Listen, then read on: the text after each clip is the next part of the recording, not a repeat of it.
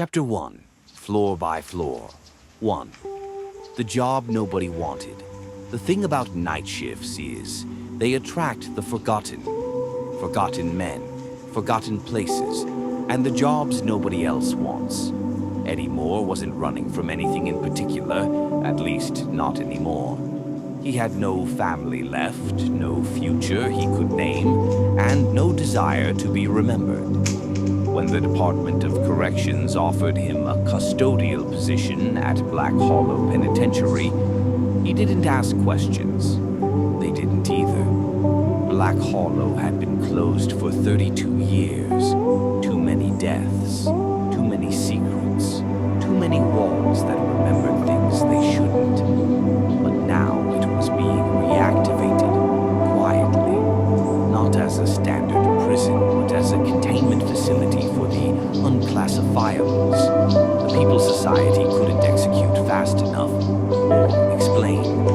Eddie's job: clean the floors, empty the trash, pretend the building wasn't whispering when no one was around. 2. Something under the paint. The first night passed quietly, mostly. Eddie swept corridors where the lights flickered inconsistently, humming like they were remembering how to be alive. The halls smelled like bleach and mold. His boots echoed off concrete that hadn't heard footsteps in decades. But then he saw it, a red smear on the floor outside cell block D. He frowned, bent down, wiped. Nothing came off. Not with bleach, not with scraping, not even with fire soap. It was dry, deep, but not paint. Not old blood either. It was fresh. And when he looked again a few minutes later, it was gone. Third cell 19 was empty.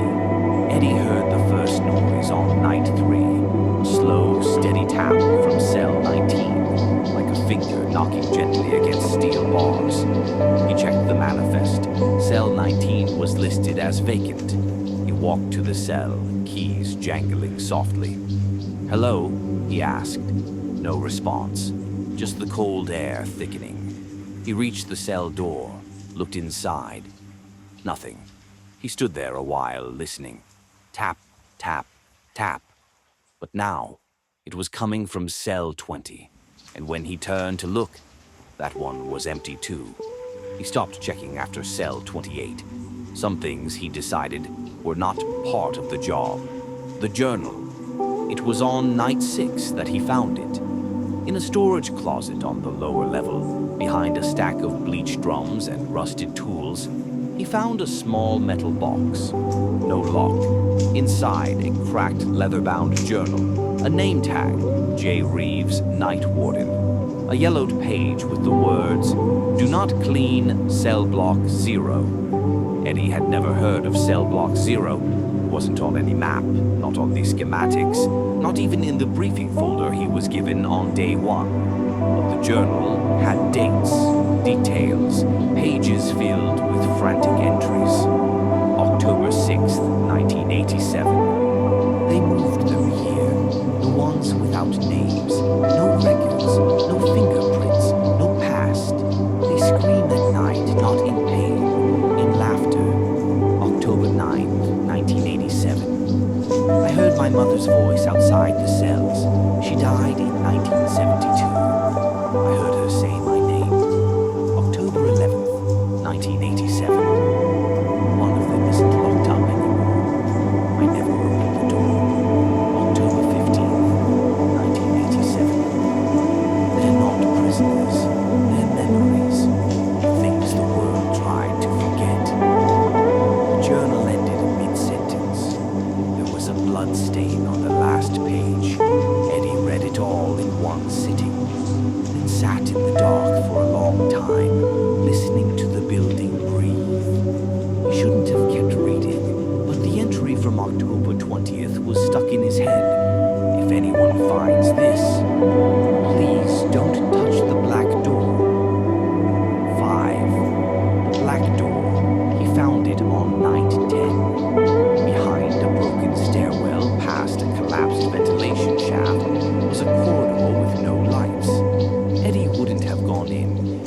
saw the mop bucket roll that way on its own. At the end of the hall, a door. Metal. Matte. Covered in soot. No label. No number. Just scratches, like fingernails had tried to etch their way through. The handle was cold. Colder than anything he'd felt in the prison. He turned it. It clicked. Opened. Inside was nothing. Just a void. An empty space that felt full, like it was waiting for something to return or to wake up. Eddie stepped inside, and the door slammed behind him. 6. The awakening. At first it was silent, then came the breathing, not his own, deeper, hungrier, and then the voices, thousands, all saying the same word, stay. Eddie backed up, found no wall, no floor, just endless dark, thick as water, cold as memory. He screamed, no sound. He ran, no movement. He prayed, and the voices laughed. Somewhere in the dark he heard the dragging of chains, not on the floor, through flesh, and a face appeared, not human, not spirit, just eyes, watching, a mouth opened, no lips, just void. You've been waiting for someone to remember. And then, light. He woke in the janitor's closet, sweating, shaking, his uniform torn, his shoes gone, and on the wall, written in red, "Welcome back, Reeves." To be continued. Chapter 2. They never left one. The face in the mirror. Eddie didn't sleep after that night, not because of the dreams, but because the mirror in the janitor's closet showed him someone else's face. Every time he looked, it was wrong, too pale, too old, eyes that weren't his. He covered the mirror, but every time he entered the room, the cloth had slipped off, and the reflection would be there, waiting. He asked the warden the next day, casually, about J. Reeves, the old night guard. The man paused, blinked. "Reeves," he said. "No one by that name worked here." Eddie pulled out the journal. The warden stared at it, pale, shook his head. "That's not official prison record. You shouldn't have that." Then he left. 2 hours later, Eddie's employee badge was revoked, but no one told him he was fired. That night, the front doors were locked from the outside. The lights shut off floor by floor. Black Hollow was no longer pretending to be a prison. It was remembering what it really was, too. The walls that talk. Eddie returned to cell block 0. Not because he wanted to, because he didn't have a choice. Something pulled him there, like a magnet for everything he'd tried to forget. He passed familiar cells. Cell 3 whispered his childhood nickname. Cell 9 sang the lullaby his mother used to hum before she drowned. Cell 12 had his handwriting etched into the wall. "I did it, I think. I don't remember anymore." He stepped into the black door again. This time he didn't come out. 3. The room that wasn't there. He stood in what looked like a prison cafeteria, but it was frozen in time. Dozens of men sat at metal tables, not moving. Mouths open, eyes wide, breathing, but not alive. They turned toward Eddie in perfect synchronization.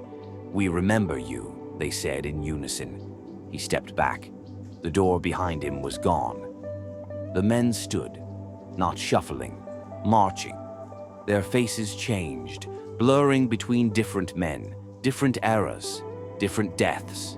Every step closer they took, the air grew thicker, like memories pressing against him. He screamed, but the air swallowed his voice. They reached him. One put a hand on Eddie's chest. It was cold, and somehow familiar. "You left us behind," the voice said. "You promised to clean up what you did. You forgot. We didn't." 4. The truth beneath the uniform. In the center of the room stood a chair, a metal one, bolted to the ground, an electric chair. and next to it, a photo. Eddie picked it up. It was him, younger, inmate uniform, number 087REAVES. He dropped it. "No," he whispered.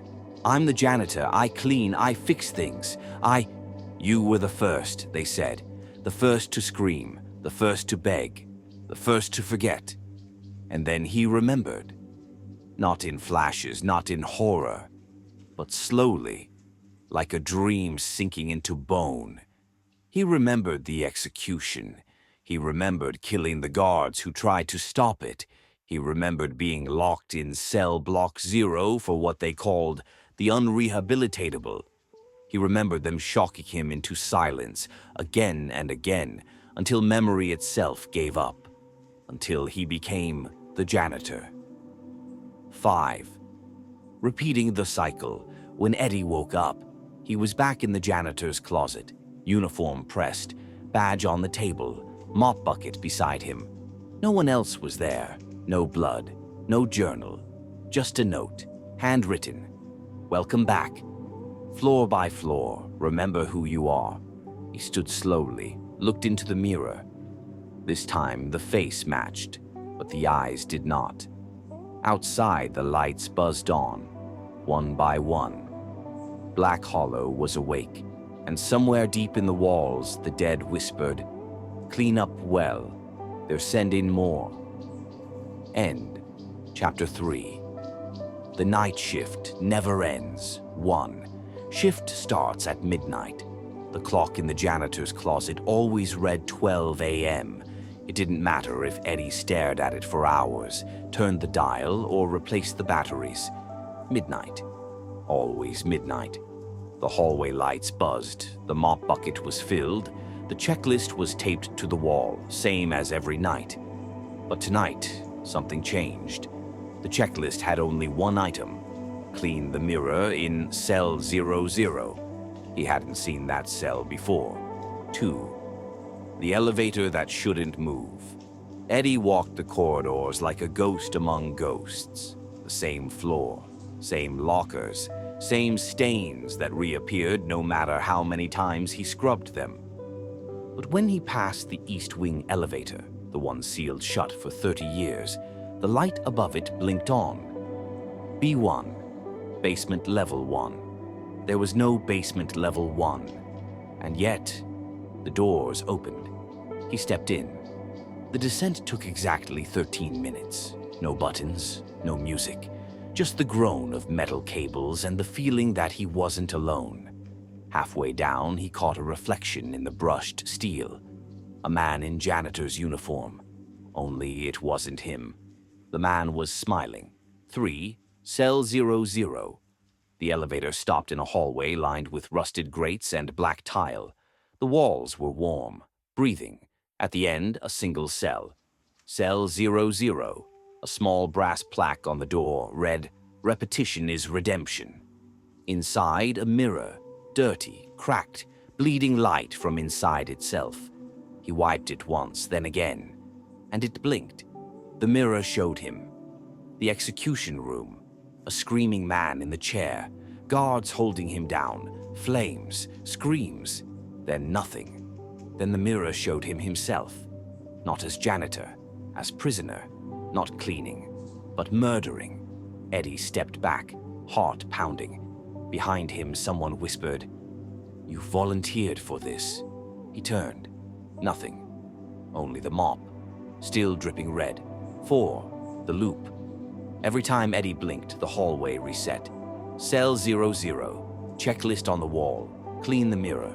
He did it again. And again. Each time, the mirror showed more.